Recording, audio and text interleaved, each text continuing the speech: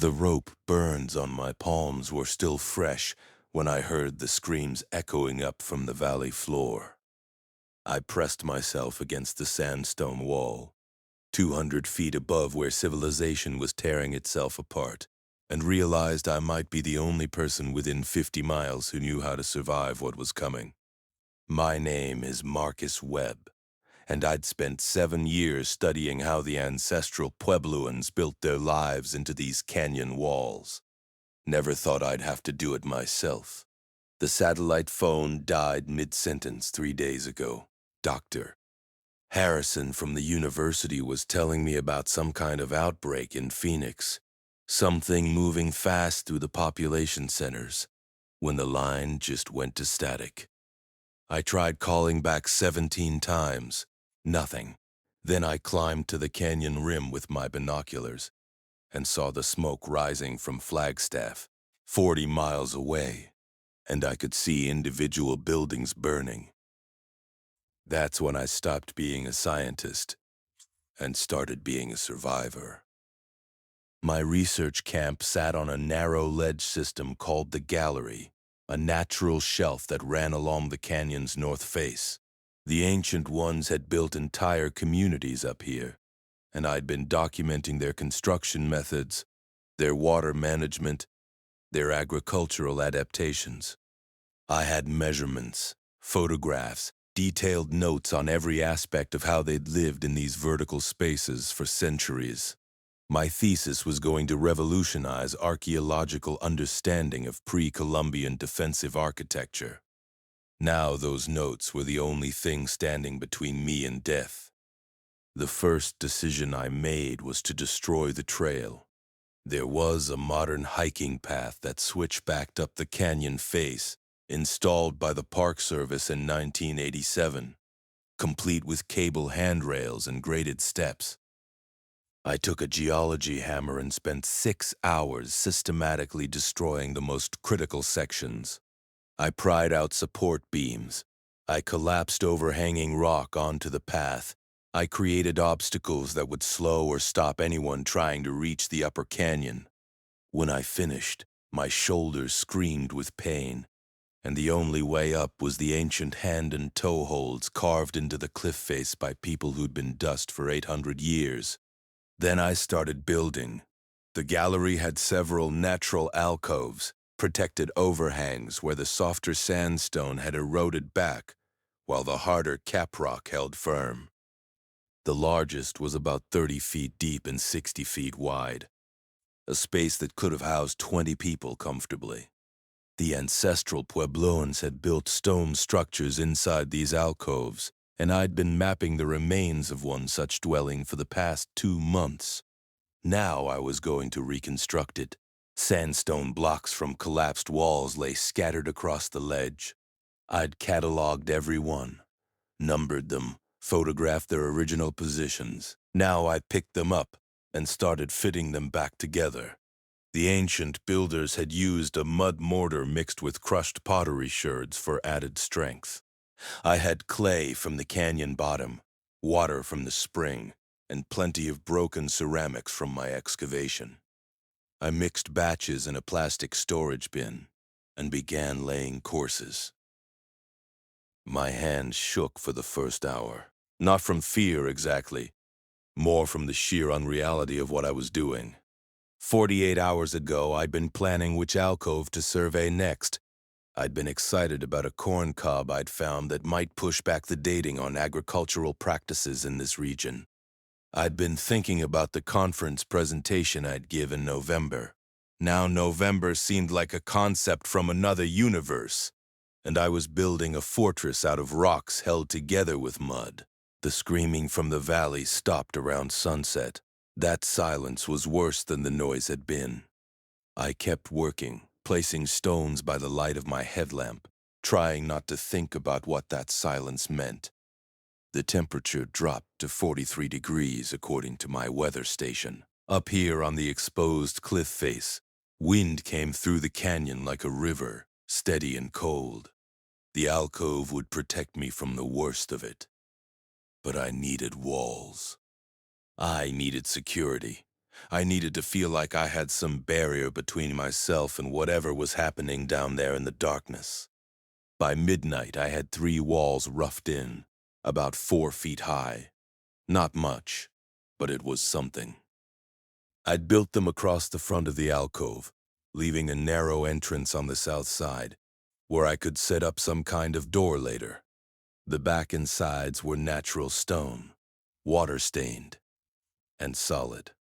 I'd swept the floor clean earlier, removing 800 years of dust and pack rat debris.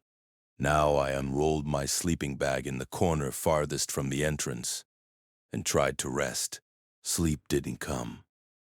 I lay there listening to the canyon, wind in the pinion pines that clung to the rim above me, occasional skitter of pebbles from some nocturnal animal moving across the rocks.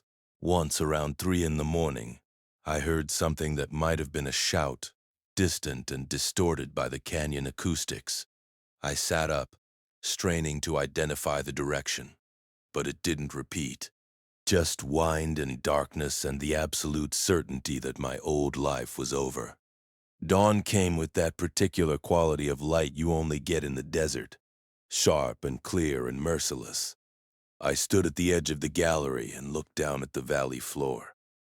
My camp had been at the junction of 2 canyons, and from this vantage, I could see about 3 miles in each direction. Movement caught my eye near the parking area where I'd left my truck. People.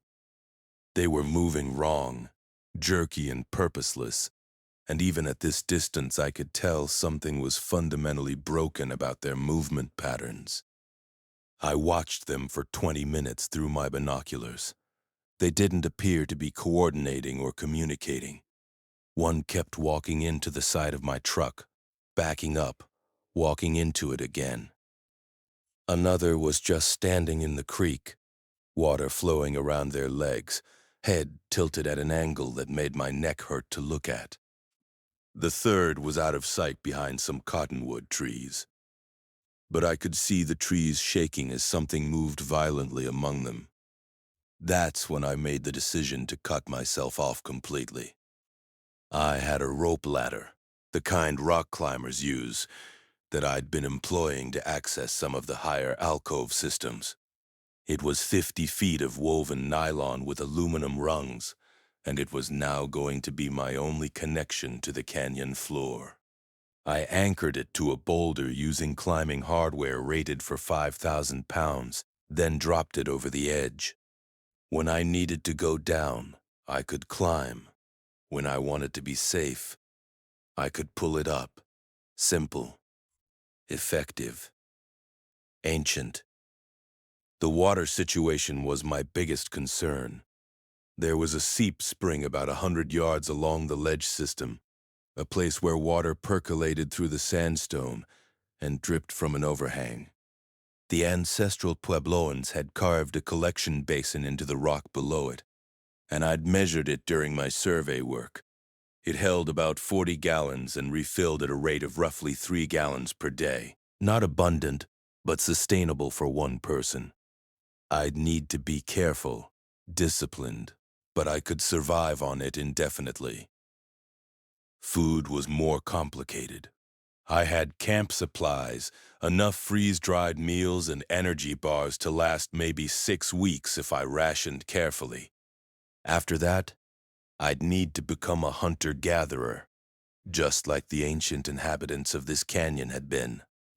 There were deer in the side canyons, bighorn sheep on the high slopes, rabbits everywhere. I had a compound bow I'd brought for recreation, and about 30 arrows. I also had an extensive knowledge of edible plants in the region, thanks to my ethnobotany coursework. Prickly pear fruits, pinion nuts, yucca, wild onions, various seeds and greens. The canyon could feed me if I was smart about it. By the end of that first full day of building, I had walls up to 6 feet. I was learning to think like a stonemason, finding stones that fit naturally together, using smaller rocks as shims and wedges, packing the mortar tight. My back ached from lifting, My hands were raw despite gloves. I'd consumed 3 liters of water and 1 freeze-dried pasta meal. As the sun dropped behind the western rim and shadow flooded the canyon, I looked at what I'd built and felt something I hadn't expected. Pride. This was real. This was human hands and human intelligence taking inert material and shaping it into shelter. No power tools, no concrete, no industrial supply chain. Just stone and mud and knowledge. The same combination that had protected people in this exact spot 8 centuries ago. I was connecting to something fundamental, a skill set that had kept humanity alive for thousands of generations before electricity and internal combustion engines convinced us we'd transcended our limitations. The second night was quieter. I slept in 3-hour blocks, waking to check the canyon below with my night vision monocular. The infected, if that's what they were, seemed to be most active during daylight. After dark, they just stopped moving, standing or sitting wherever they happened to be.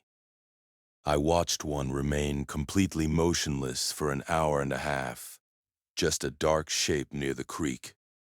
It was profoundly unsettling, like they were machines that had been switched off.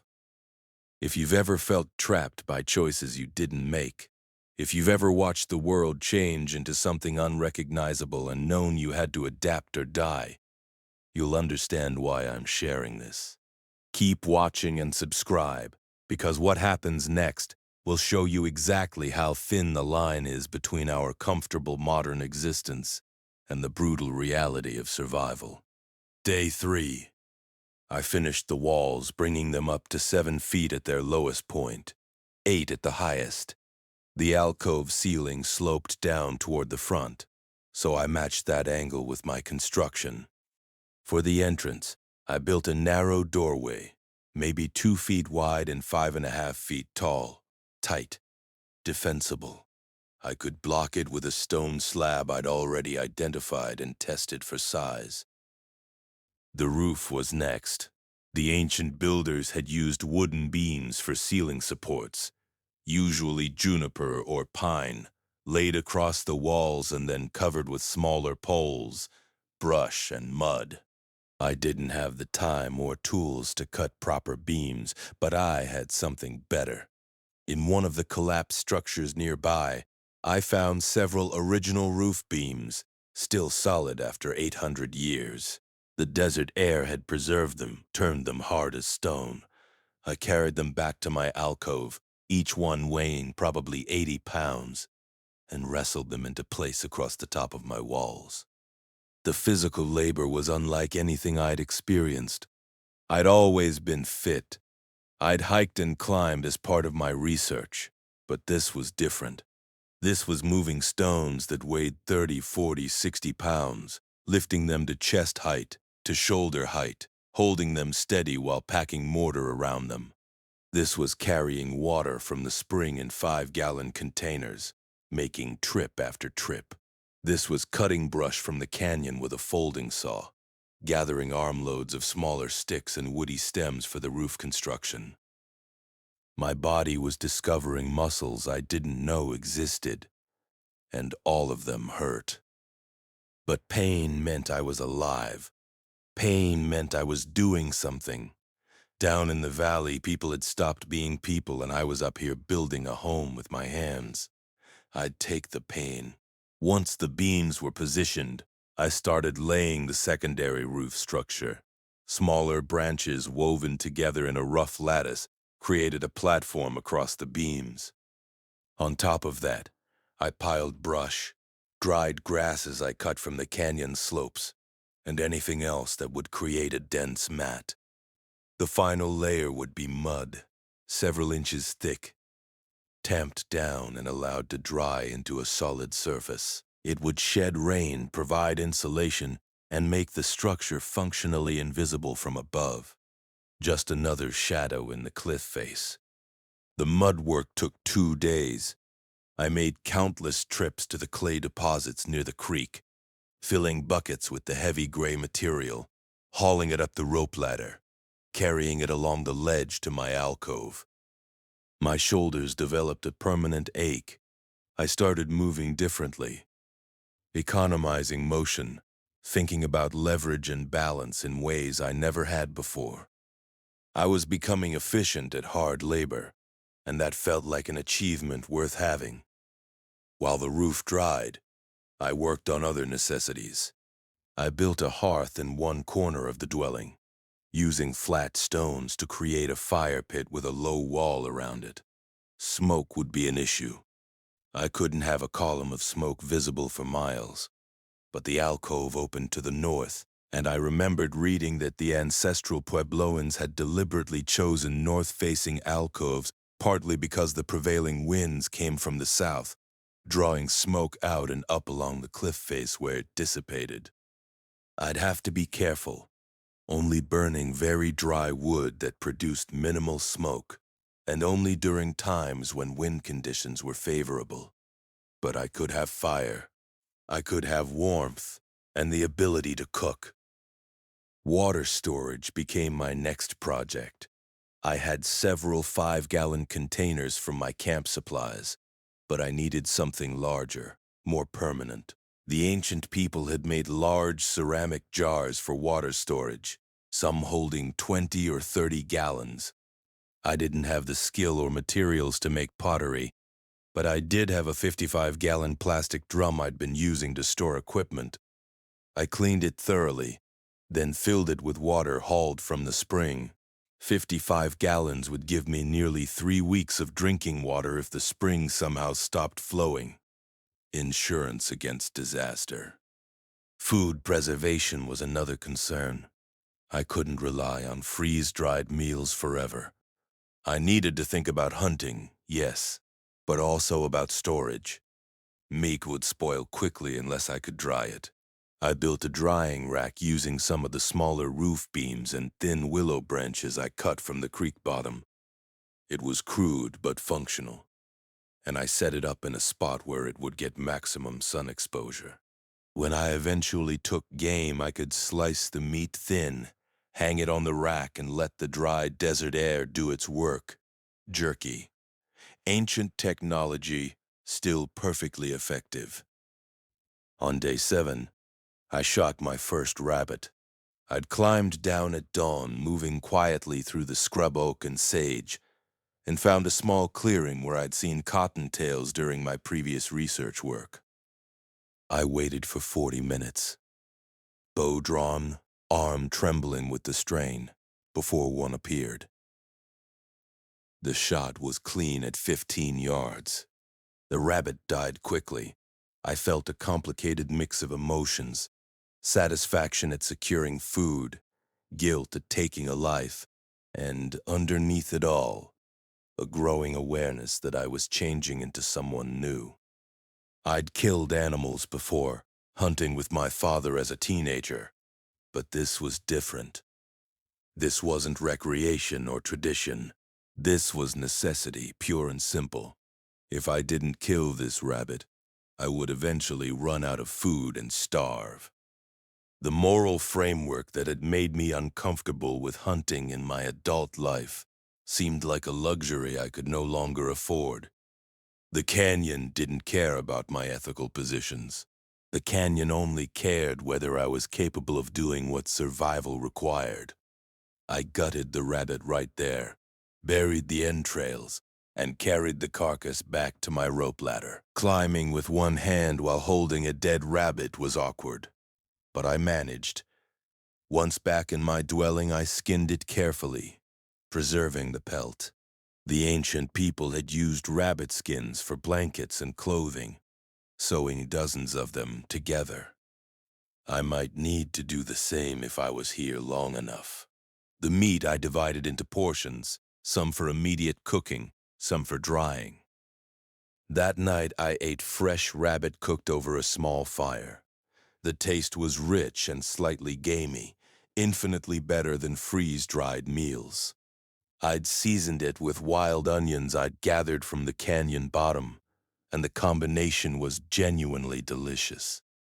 I sat in my dwelling, walls solid around me, Roof overhead, fire crackling, eating food I'd hunted and gathered myself, and felt a profound sense of accomplishment. This was working.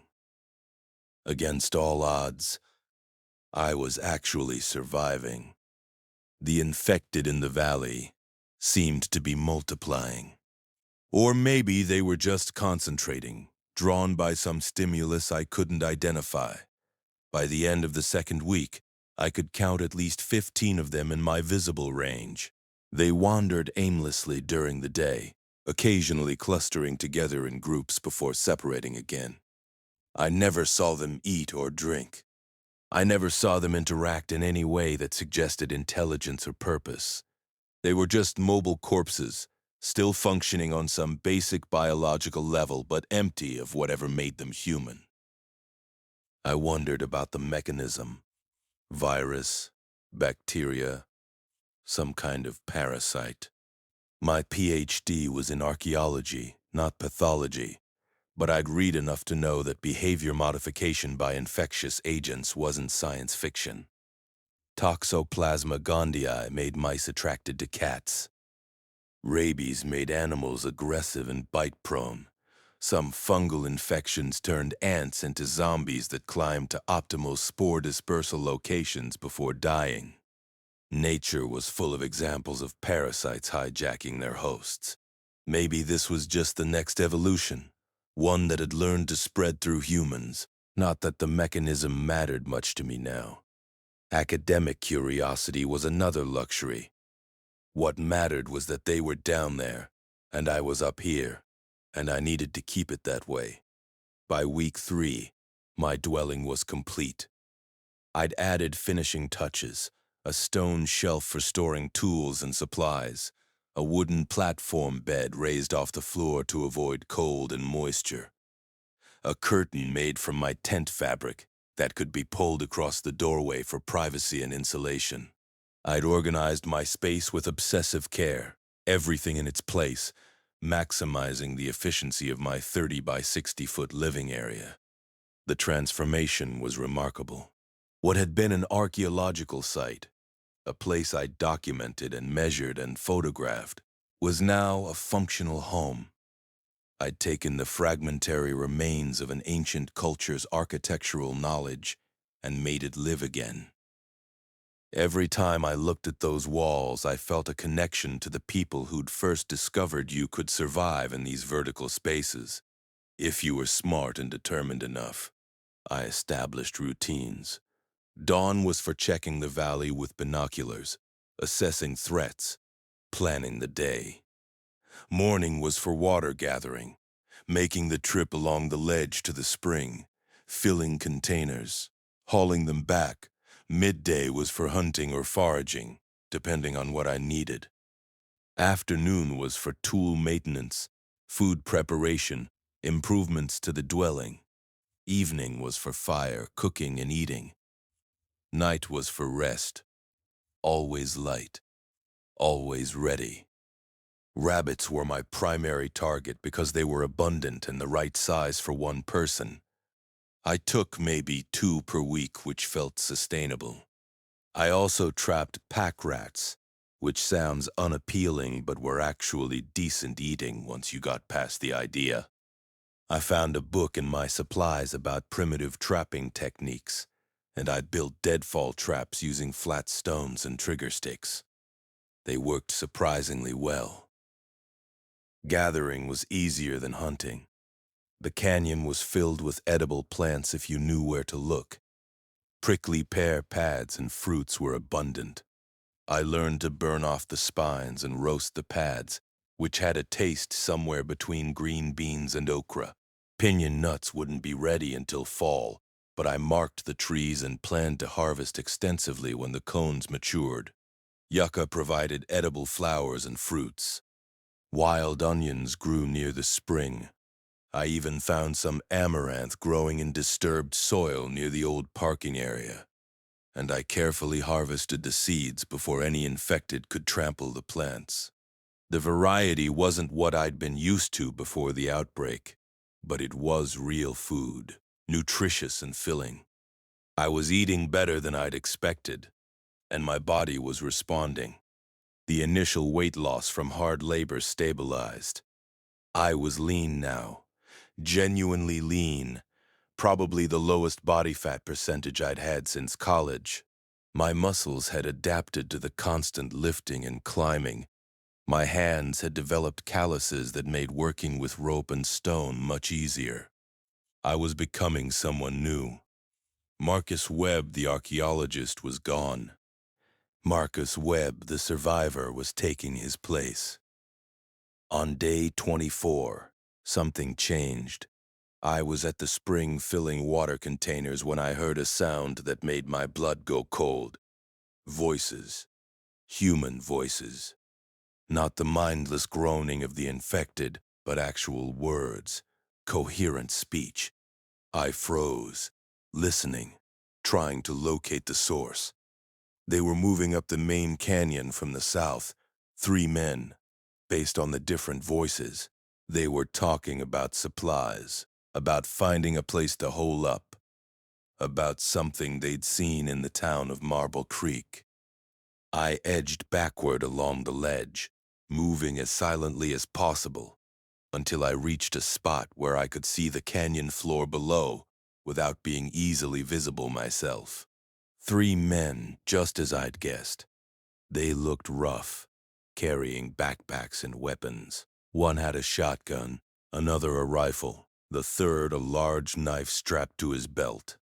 They were moving cautiously, checking corners, clearly experienced at moving through dangerous territory. Survivors. Real survivors. Part of me wanted to call out, to make contact, to end the crushing isolation I'd been living with. But another part, a newer part that had been growing stronger every day, held me back. I didn't know these men. I didn't know their intentions. And I had something valuable. A safe location, supplies, water, shelter. Making myself known could be inviting disaster. I stayed hidden and watched them pass below my position. They spent about 10 minutes exploring the canyon junction, checking my old camp, finding nothing useful since I'd already stripped it. They talked about moving on, finding better territory. Then they left, heading north up the far canyon, and within 15 minutes their voices had faded completely. I stayed frozen in position for another hour, making absolutely certain they were gone. When I finally moved, my legs were stiff and my heart was pounding. That had been close. Too close. I needed to be more careful, more aware. The infected weren't the only threat. Other survivors, other humans could be just as dangerous or more so. That night, I didn't light a fire. I ate cold rabbit jerky and thought about human nature. About how quickly social norms broke down when survival was at stake. About how a canyon dwelling 200 feet up a cliff face, accessible only by a rope ladder that could be pulled up, was worth killing for. I'd built a fortress, and I needed to remember that fortresses attracted attacks. Week 4 brought the monsoons. I'd known they were coming. It was late July, prime monsoon season in the high desert. But knowing about weather theoretically and living through it in an alcove dwelling were different experiences. The storms came in the afternoon, building as heat rose from the desert floor. Clouds piled up against the rim, black and heavy. And then the sky opened. Rain in the desert is violent. It doesn't fall gently. It attacks. Water poured from the sky in sheets, and the canyon became a river within minutes. I watched from my dwelling as muddy torrents filled the creek bed, rising 10 feet above the normal flow, carrying logs and debris and foaming like a living thing. The noise was incredible, a roar that echoed off the canyon walls and made thinking difficult. My roof held. The mud layer I'd applied had dried into something close to concrete, and water ran off it without penetrating. The alcove overhang protected the front of the dwelling from the worst of the rain. Inside, I stayed dry and relatively comfortable, watching nature's fury from safety. The ancient builders had known what they were doing when they chose this site. But the storms created new problems. The rope ladder was exposed, hanging down the cliff face, and the rain made the nylon slippery and dangerous. I couldn't safely climb up or down during a storm, which meant I was trapped in my dwelling until the weather cleared. If something happened, if I needed to flee, or needed something from the canyon floor, I was stuck. I also worried about the spring. Flash floods could alter underground water channels, potentially cutting off my water supply. After the first storm, I rushed to check the spring and found it actually flowing stronger than before. The rain recharging the aquifer. Relief washed through me. Water was life, and my life was secure. The storms came almost daily for the next 2 weeks. I adapted my schedule, doing all my foraging and hunting in the mornings before the clouds built up. By noon, I was back in my dwelling, safe and dry, waiting out the deluge. I used the time productively, working on projects that didn't require leaving the alcove. One project was improving my defenses. The doorway was still a potential weakness. I carved a wooden bar from a piece of juniper, thick as my wrist and 5 feet long, that could be dropped into stone brackets I'd built into the walls. With that bar in place, the door would resist significant force. I also gathered stones that would fit the doorway opening, preparing to wall myself in completely if necessary. It would take about 30 minutes to stack stones and fill the gaps with mud, creating a solid barrier. Not fast, but possible if I had warning. Another project was tool making. I'd brought modern tools with me, but they wouldn't last forever. Saw blades dulled, knife edges chipped, handles broke. I needed to learn to create tools from natural materials, just as the ancient inhabitants had done. I found flint nodules in the canyon walls and taught myself basic flint knapping, the art of striking stones together to create sharp edges. My first attempts were pathetic, but I improved. I eventually made a serviceable knife blade and several projectile points that I could use for arrows or spears. The intellectual challenge was satisfying. I was solving problems with my hands and my brain. No internet to consult. No expert to call. Just trial and error, observation and persistence. I was learning skills that humanity had used for thousands of years and had nearly forgotten in our rush toward technological complexity. Month 2 arrived with a shift in my psychology. The initial panic had faded, replaced by something calmer and more permanent. This wasn't temporary anymore. This wasn't a crisis I would survive and then return to normal life. This was life now, and normal was whatever I made it in this canyon dwelling, carved into the cliff face. I started thinking in seasons rather than days. Fall was coming, which meant pinion nut harvest, which meant I needed to prepare storage. Winter would follow, bringing cold that could kill if I wasn't ready. Spring would require planting if I was going to attempt any agriculture. The calendar in my head stopped being about dates and meetings and deadlines and became about natural cycles that determined survival. The infected below seemed to be deteriorating. I watched one through binoculars as it simply collapsed and didn't get back up. Another moved with a pronounced limp, dragging one leg behind it. They were breaking down, bodies failing under the demands of constant movement without food or water or rest. I wondered if they'd all eventually just expire, leaving an empty world behind. Or maybe new ones kept arriving, an endless supply of infected pouring in from the population centers. Either way, I wasn't going down there to investigate. The valley floor was their territory. The cliff face was mine. I expanded my hunting range, exploring side canyons I'd never fully surveyed during my research. One narrow drainage about a mile east had a remarkable concentration of rabbits, and I set up multiple trap lines there. Another canyon had bighorn sheep sign everywhere, droppings and tracks and rub marks on the rocks. I wasn't confident enough yet to attempt a sheep hunt, but I marked the location for future consideration. The meat from one bighorn would last weeks if properly dried. Foraging became almost meditative. I'd move through the canyon in the early morning, eyes scanning constantly, reading the landscape for food sources. A cluster of prickly pear here, yucca flowers there, wild onions near that seep. I developed mental maps of where everything grew, when it would be ready, how much I could harvest without damaging the plant population. I was managing the canyon like a garden, and it was providing everything I needed. The loneliness hit in waves. I'd go days feeling fine, content with my solitude, and then suddenly I'd hear my own voice and realize I'd been talking to myself for hours. I missed conversation.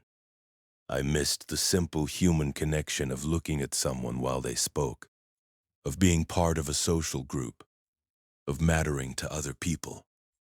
The canyon walls didn't care if I lived or died. The rabbits certainly didn't. I was utterly alone in a way that pressed against my sanity during the dark hours. But loneliness was better than dead, and it was definitely better than being infected. I reminded myself of this every time the isolation felt crushing. I was alive, I was healthy, I was safe. Those three facts were worth the psychological cost. I started a journal, writing by firelight in the evenings. Not a record of daily events exactly, more a place to process thoughts and preserve knowledge. I wrote about the construction techniques I'd used, about the plant locations, about hunting strategies that worked. If something happened to me, if someone eventually found this place, they'd have a guide to surviving in the canyon. The irony wasn't lost on me, an archaeologist documenting his own life for future archaeologists to discover. The writing helped with the loneliness.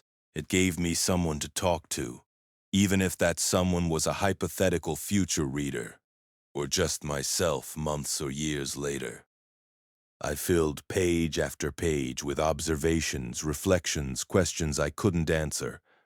Why had I survived when so many hadn't? Was survival just luck, or had my specific knowledge and location given me an edge? What responsibility did I have to try to help others, versus staying hidden and safe? I never resolved that last question. The three men I'd seen weeks ago kept haunting me. Should I have made contact? Should I have offered them shelter?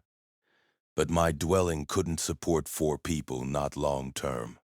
The water would stretch thin. The hunting pressure would increase. The space would be cramped and tension-filled. And I didn't know them.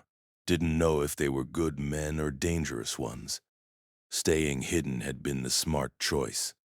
The survival choice. But was smart the same as right? Philosophy seemed both intensely important and completely pointless up here. Whether my actions were morally justified didn't change the fact that I was doing them. Survival wasn't about ethics. It was about continuing to breathe, day after day, regardless of what that required. If you're wondering how isolation changes a person, how quickly the comfortable assumptions of civilization fade when you're alone, you're starting to understand what happened to me up here. Comment below if you've ever felt truly alone. And share this with someone who needs to understand that survival demands everything you have and more. By day 60, I had established what I can only describe as a sustainable routine. My food sources were diversified and reliable. My water supply was consistent. My dwelling was weatherproof and secure. I wasn't just surviving anymore. I was living with a degree of stability that seemed impossible given the circumstances. The physical changes were dramatic. I'd lost probably 30 pounds, all of it fat. My body was lean and corded with muscle developed from constant climbing and lifting. My hands were tough enough to handle rough stone without gloves. My feet had hardened from going barefoot in the dwelling, developing calluses that let me move silently across the stone ledges. I'd grown a beard because shaving seemed like a waste of water and effort. When I caught my reflection in a still pool during a foraging trip, I barely recognized myself. I looked like I belonged here, like I'd always been part of this landscape, some ancient human reverting to type, becoming what we'd been before cities and agriculture tied us to specific locations. A hunter-gatherer moving through territory I understood intimately, taking what I needed and leaving the rest. The monsoons ended in early September, and the weather shifted. Cooler nights, less humidity, skies that were deeply, impossibly blue. This was prime time in the canyon country, and I took advantage of it. I ranged farther, exploring sections of the canyon system I'd never reached during my research. I found ancient ruins I'd never documented, small cliff dwellings tucked into alcoves so remote that probably no archaeologist had ever recorded them. In another life, these would have been exciting discoveries. Now they were just confirmation that this strategy of vertical living had worked for centuries. One dwelling I found still had intact roof beams and partial walls. The pottery sherds scattered across the floor dated to the 13th century based on their design. These people had lived here, raised children here, survived here for generations. Then they'd left, abandoning the canyons for reasons that archaeologists still debated. Drought, maybe. Social conflict. Climate change making agriculture impossible. Whatever the reason, they'd proven the concept worked. I was just following their example 800 years later for remarkably similar reasons. The world outside the canyon had become uninhabitable. The canyon provided everything necessary for life. The vertical spaces offered protection from threats on the valley floor. Ancient wisdom, still perfectly valid. I started thinking about long-term projects. If I was going to be here for years, maybe for the rest of my life, I needed more than just basic survival. I needed tools, storage, maybe even livestock if I could figure out how to maintain animals in this environment. The ancient people had kept turkeys, both for feathers and for food. Turkeys were still common in the canyon. Could I capture young ones and domesticate them? It seemed possible. Agriculture was another consideration. The canyon floor had areas with decent soil, and the creek provided water for irrigation. I could plant corn, beans, squash, the traditional crops of the Southwest. But that would tie me to the location permanently and create visible evidence of human presence. The fields would attract attention from any infected or survivors passing through. The risk seemed high for uncertain reward, so I shelved the idea. Maybe later, if the valley floor cleared of infected, I'd reconsider. The pinion pine cones ripened in October, and I spent 2 weeks in harvest mode.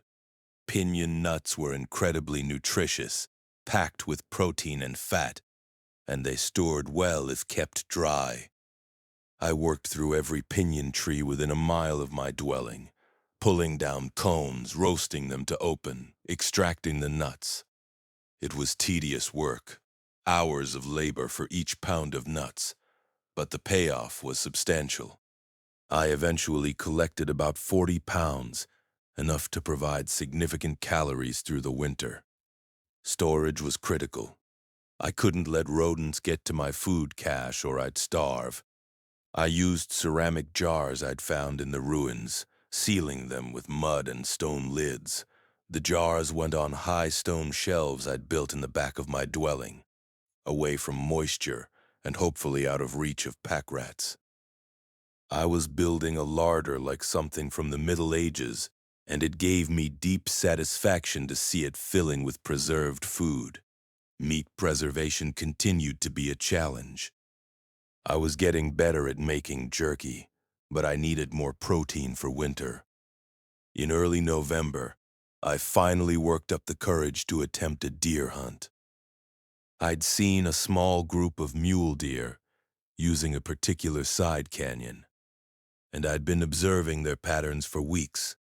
They came through in early morning, following the same route from their bedding area to a section of creek with good forage. I set up before dawn on a ledge overlooking their trail, bow ready, mentally rehearsing the shot. When they appeared, there were 5 of them, 2 does, 2 yearlings, and a small buck.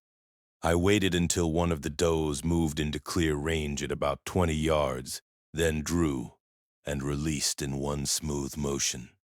The arrow hit behind the shoulder. Perfect lung shot. The doe bolted, ran maybe 50 yards, and collapsed. The others scattered, crashing through the brush, gone in seconds. I stayed in position for 10 minutes, making sure they weren't coming back, then climbed down to where the doe had fallen. Field dressing a deer alone is hard work. Gutting, quartering, carrying the meat back to the rope ladder, hauling everything up to the dwelling. It took me 6 hours of non-stop labor. But when I was done, I had close to 80 pounds of venison. I sliced it thin and filled my drying racks, working through the night by firelight. By dawn, the racks were laden with meat strips that would dry over the next few days into protein that would keep for months. That deer probably saved my life in terms of winter survival.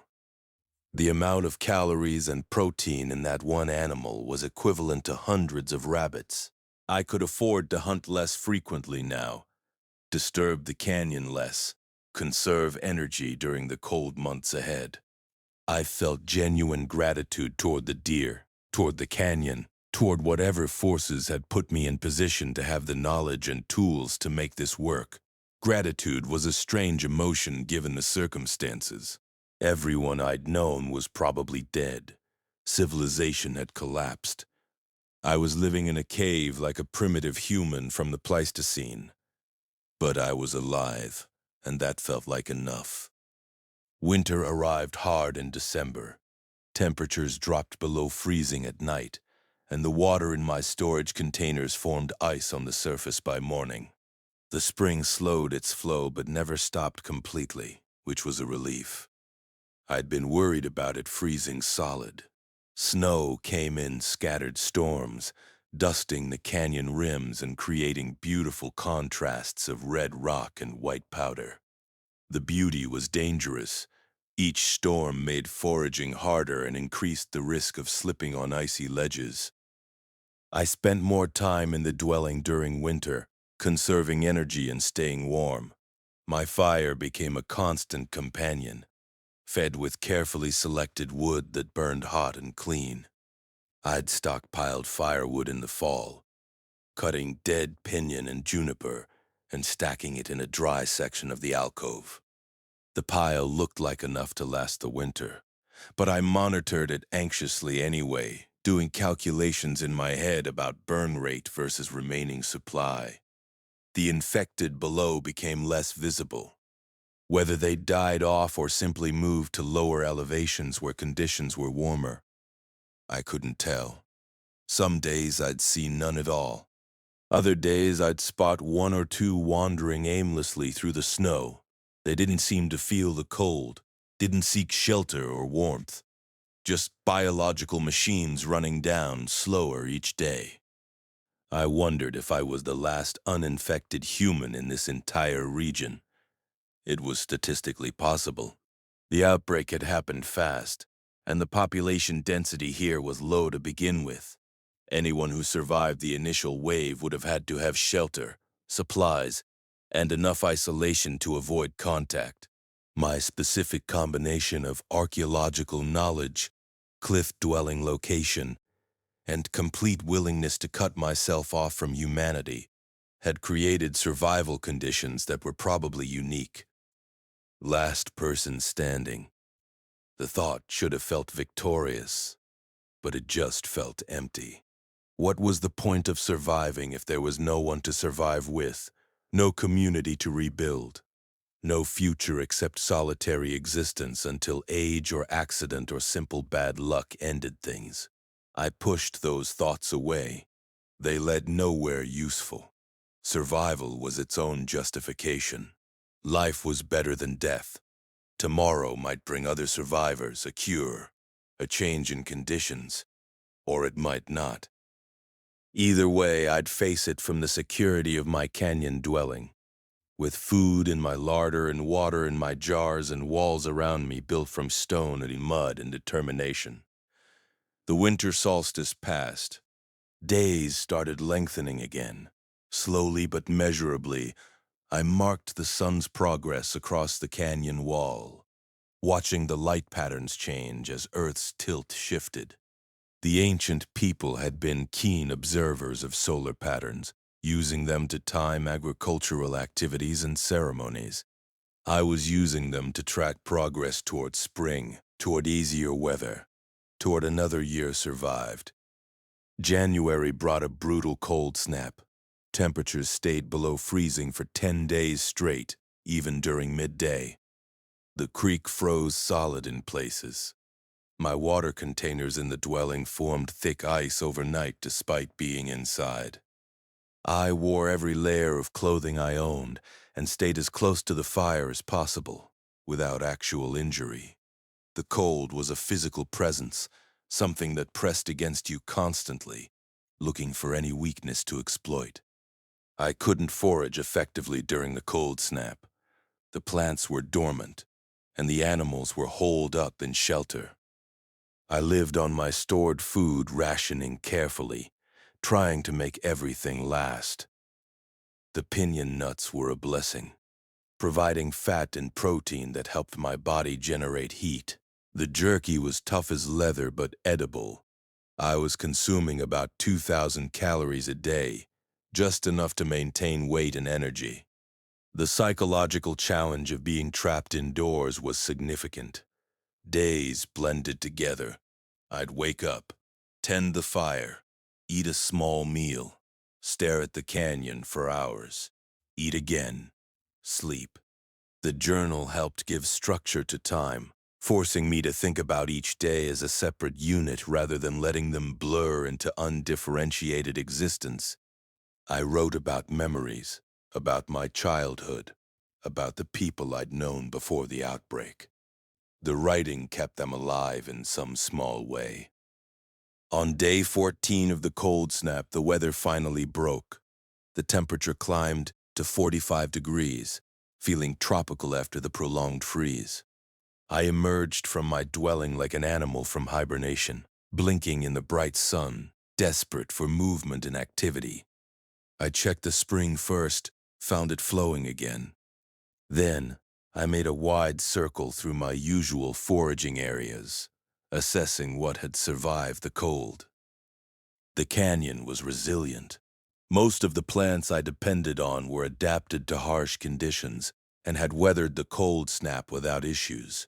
The animals were out again, moving cautiously, foraging for anything edible.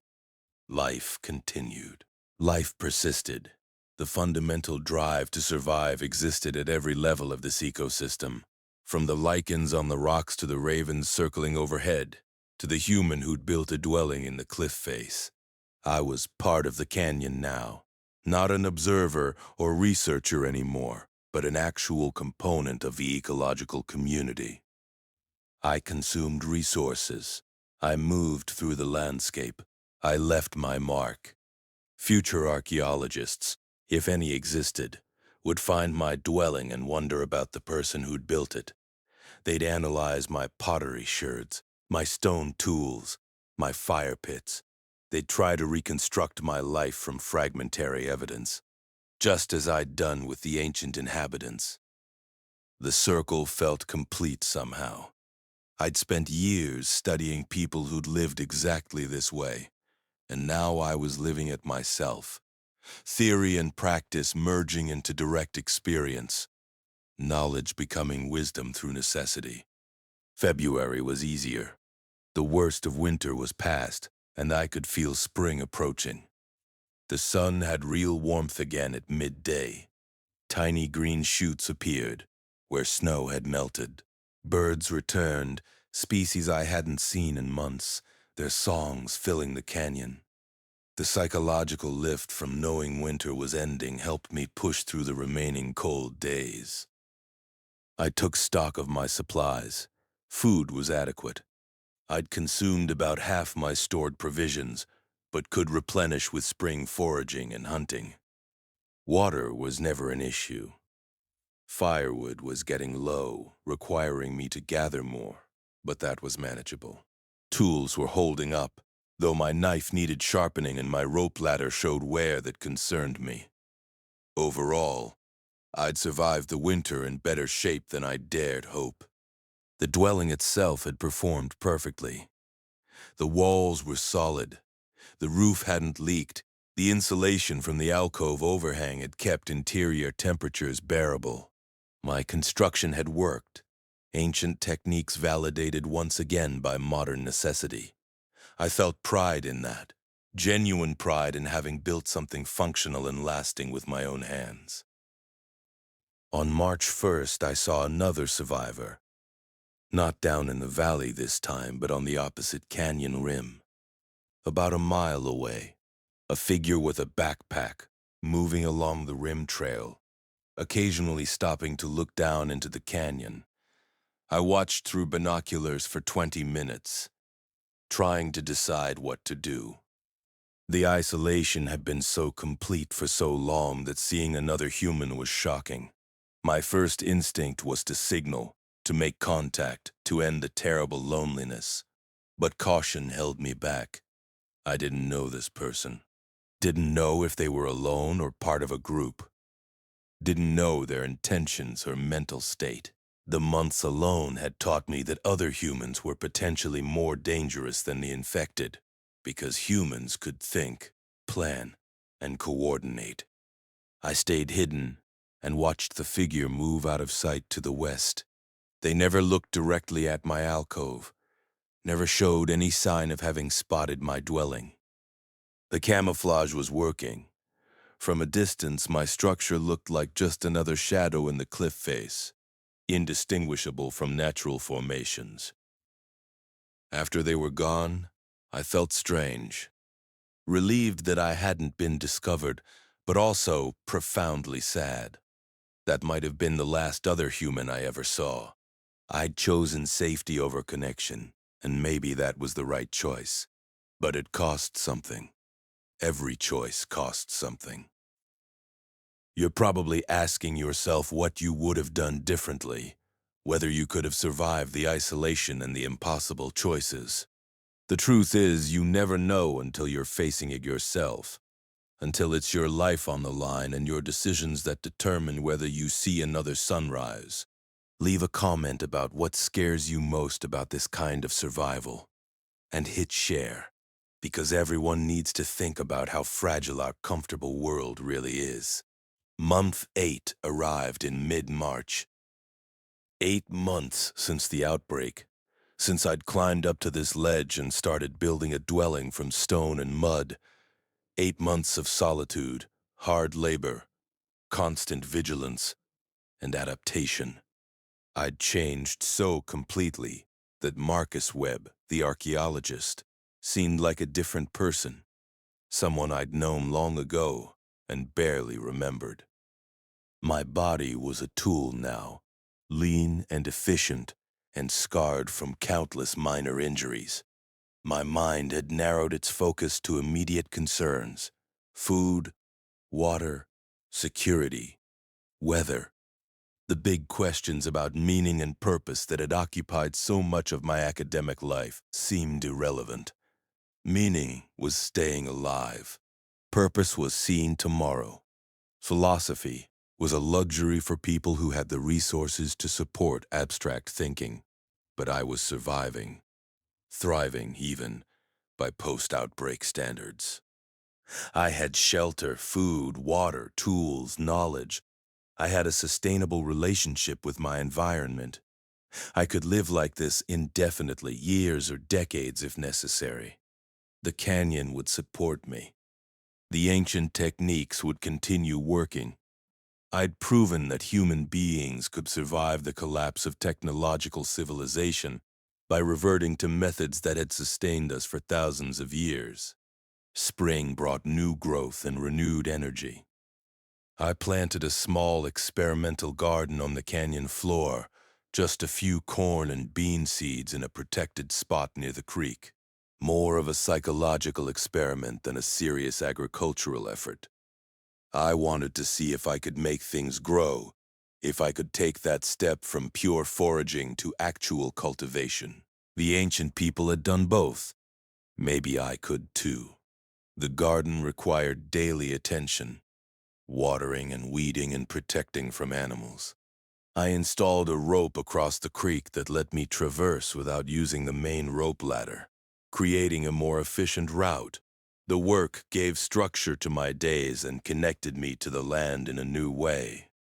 These plants depended on me, and I was responsible for their survival. It was a relationship, simple and direct, human and nature working together toward mutual benefit. By April, the corn was knee-high and the beans were climbing stakes I'd erected.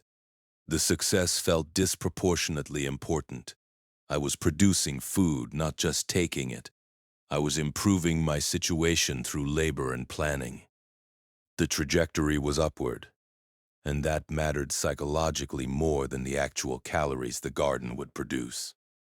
I continued hunting and foraging, but with more confidence now. I knew the canyon intimately. Every plant location, every animal trail, every water source. I moved through the landscape efficiently, taking what I needed and leaving the rest. My impact was sustainable. I wasn't depleting resources faster than they could regenerate. The balance was working. The infected had nearly vanished from the valley floor. I sometimes went days without seeing one. Either they'd died off completely or moved to other areas. The silence was profound. Nature was reclaiming the spaces humans had abandoned. Vegetation grew thick across the old parking area. The buildings at the visitor center were collapsing, roofs caving in, walls crumbling. The material culture of the 21st century was decaying back into the landscape, temporary and fragile after all. I thought about exploring beyond the canyon, seeing what had happened to the wider world. But every time I considered it seriously, I talked myself out of it. What would I gain? Information about places I couldn't reach and situations I couldn't affect. The risk of encountering infected or hostile survivors was high. The benefit was purely curiosity, and curiosity wasn't worth dying for. No, better to stay here, stay safe, stay alive. The canyon was my world now, and it was enough. I marked the anniversary on a wall of the dwelling. 8 months since I'd climbed up here and started this new life. 8 months of survival against conditions that had killed millions or billions. I'd done it by combining ancient knowledge with modern tools, by accepting isolation, by adapting to circumstances instead of fighting them. I'd become what the situation required. Looking ahead, I could see years stretching out, seasons cycling, the rhythm of hunting and gathering and building continuing indefinitely.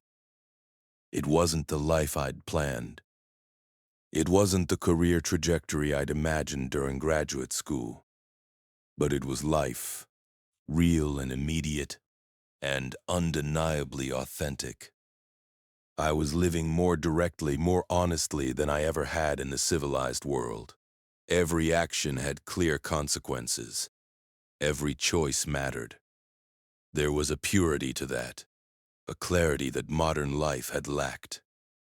The sun set behind the western rim, flooding the canyon with red light that made the stone walls glow like fire. I sat at the entrance to my dwelling, watching the light show, eating a meal of roasted corn and rabbit. The taste was simple and good. The air was cool and clean. The night was approaching with its familiar sounds and silences. I was home. Not the home I'd been born to, but the home I'd built with my hands and my knowledge and my determination. A cliff dwelling in a remote canyon, invisible from above, secure from below, provisioned and protected. A place where ancient wisdom had saved a modern human from a modern catastrophe. Tomorrow I'd check the garden, hunt if the opportunity presented itself, gather spring greens from the canyon slopes. Tomorrow I'd maintain my tools, repair sections of wall that needed attention, continue the endless work of survival. Tomorrow I'd be alive, and that would be enough. The stars emerged one by one as darkness completed its conquest of the canyon.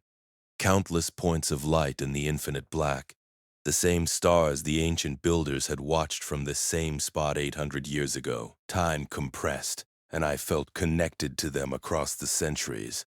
We were the same, separated only by the arbitrary measurement of years. Both of us had found safety in stone and height. Both of us had learned the canyon's lessons. Both of us had survived. If this story changed how you think about survival, about the value of ancient knowledge, about what humans are capable of when everything familiar collapses, then it served its purpose. Share it with someone who needs to understand that we're more resilient than we think, that the old ways still work, that adaptation is always possible. The canyon taught me that. Maybe it can teach you too.